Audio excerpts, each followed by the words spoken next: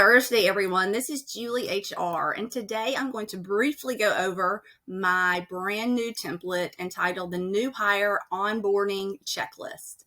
Not only does it encompass the whole onboarding process, it also encompasses pre-boarding, first day, first week, end of the first week, 30, 60, 90-day marks, and so on. If you'll take a look at the columns first, you'll see action item, due date, owner, function, and status. Now, this particular new hire onboarding checklist also allows you to go to the drop downs right here and actually input, is it a pre-boarding due date? Is it a first day due date? Is it a 30-day mark due date? For example, like with the I-9, you can be sure that I put first 3 days that has to be done, along with the E-Verify system. So that is what I was very cognizant of as I went through here. Right here, the new hire reporting to the state. On this particular one, I put see state law. Okay, but I digress. As mentioned, action item, due date, and the various due date options. However, you can add more if you'd like. The owner, whether it be the HR department, IT department, administrator, the manager of the new hire employee, the CEO, the buddy, the mentor, the facilities engineer, the payroll department, or the executive team. Yes, there are a lot of individuals that go into onboarding a new hire, and it is essential that these individuals hold up their end of I wouldn't say hold up their end of the bargain, but ensure that they uphold their duties for the new hires that come on board, as they are assigned to different action items. For example, the IT department, setting up a phone extension during pre-boarding, which pre-boarding is before the employee ever even starts work, yet has accepted the offer. So keep that in mind. They have accepted the offer, and all has gone through, and they have been okay to come on board. But it's before the first day, so that's why it's called pre-boarding. Also, there's the admin department. They also have action items too. There's also mentioned, there's function is also a column, along with status. And you'll have not started, in process, complete, incomplete. Of course, you can always change this as you see fit. I've also included, as we talked about, the columns.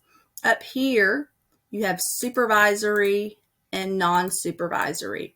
And as you go down through the list, which has about 115, 16, 17 items, that should be action items for a new hire employee. You'll see supervisory training. So if that's supervisory, you need to be sure to ensure that this is taking place, whenever there's bandwidth, whether it be your first week, an employee's first week, the HR department, or whoever is responsible for supervisory training is able to do so.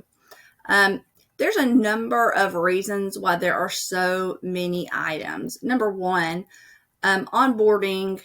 First of all, onboarding is just not a one-time thing. It's an ongoing thing. And I see it in my mind as something that goes up to a year. However, with this particular checklist, what we did is, I've hit it at the 30, 60, 90-day mark and whatnot. And that was just planning for the entire year. But you're going to have your meetings and whatnot. And you're going to have performance management is going to be a big focus, because once before this employee even starts, they need to understand where did I put it exactly? Prepare first week agenda, prepare first week schedule meetings, assemble new hire binder.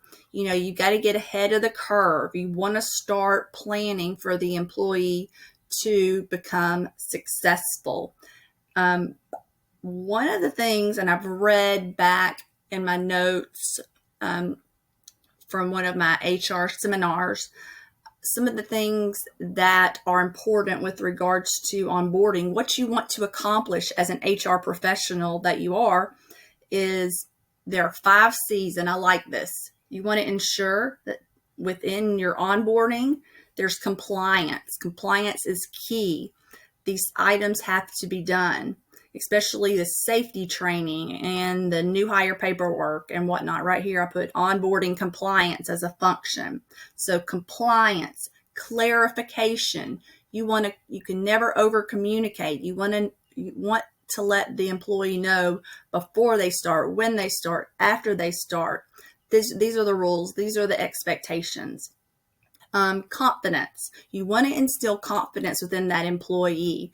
You want them to touch and communicate with as many people.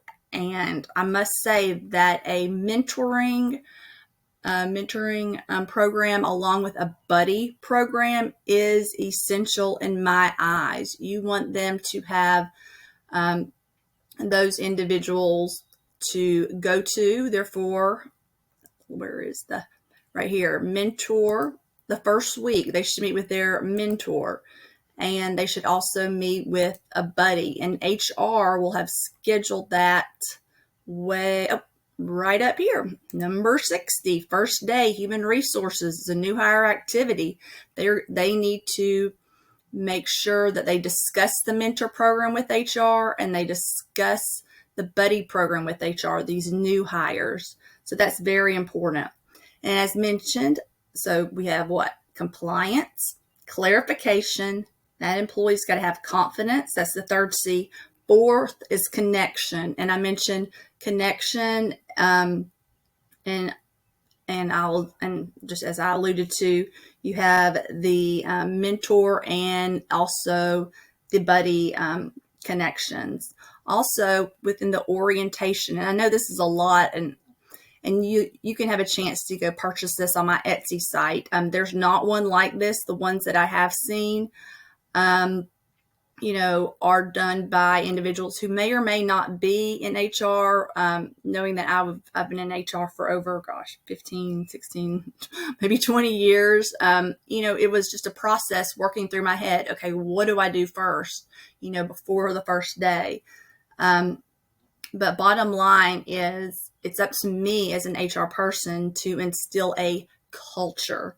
So that's the number 5 item, what you want to accomplish with onboarding.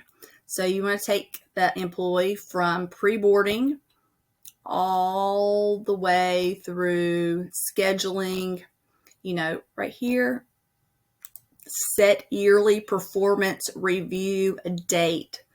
So you're going to be talking about things in this performance management piece before you even before the 90 days are up. So you're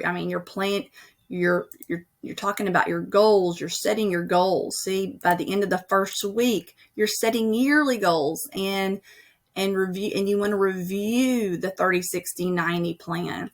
It's all about learning and going and growing to obtain that. What are the 5 C's?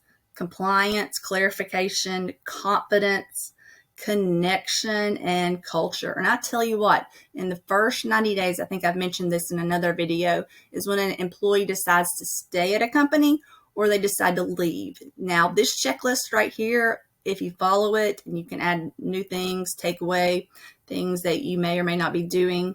You follow this for the first 90 days, ensure that things are up to par. That employee is going to stay, and because retention is key. And employees decide to stay or leave, as mentioned, within those first 90 days. So I hope you guys will take a look at that. I'm sorry this has been really quick because I could go through this for a long time and just go over every item. I'm obviously very passionate about HR, and I absolutely love it. And I love actually training you guys and educating you on the process. So I'll put a link to this to my website. Number one, my website will be on there, but also the link to my Etsy listing where you can purchase this. It's a no-brainer. This is the best one out there, hands down. And along with just some other items. So thanks so much. Have a wonderful Thursday. Keep learning. Hopefully you guys have tomorrow off. I know Memorial Day is around the corner, but keep striving to be the HR wonderful professionals that you are. And thank you for all you do. And as always, please subscribe and stay in touch. Have a wonderful Thursday. Thanks.